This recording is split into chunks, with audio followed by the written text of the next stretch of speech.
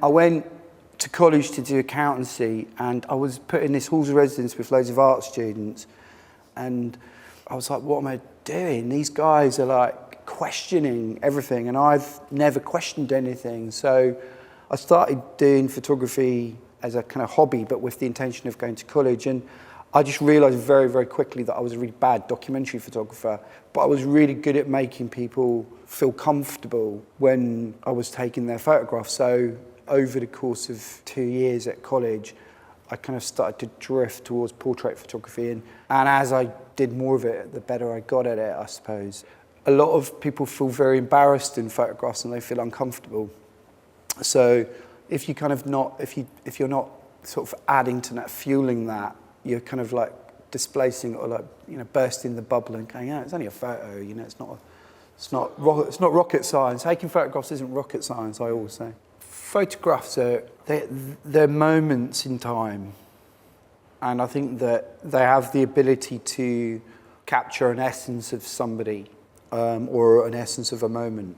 And I think that the great portrait photographers are the people that can create those moments, because they allow someone to do something or be somebody that reveals something about them. My only advice is follow your gut, your imagination and your intellect equally. So if you're trying imaginatively to copy someone else, or emotionally you're not trusting yourself, or intellectually you're not thinking about it, then you're immediately impeding your potential to succeed.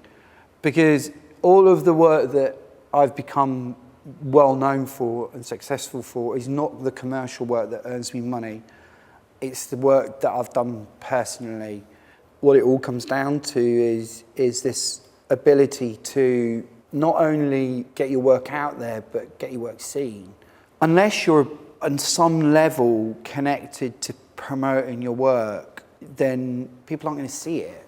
If you get out there and you promote your work and you believe in it, and I really believe in the belief in work. If you see one of my pieces like in a gallery or in a book, then I really believe in it enough to put it in there. So I don't have that. I think you have to be 51% your kind of biggest promoter and 49% your biggest critic. I'm sort of somebody that really believes in never regret, you know. But if I did go back, if it could, you know, maybe on this sullen kind of mood that I've got today, maybe just be a bit more careful with your relationships. When you're somebody that loves working, it can really easily kind of interfere with so much of your personal life, and you kind of put that second. Really, it's very easy to put it second, and ambition is a great strain on a lot of relationships. And luckily, I'm in a great relationship now. But I think over my life, I haven't necessarily been very kind to certain people. So, but that's just today.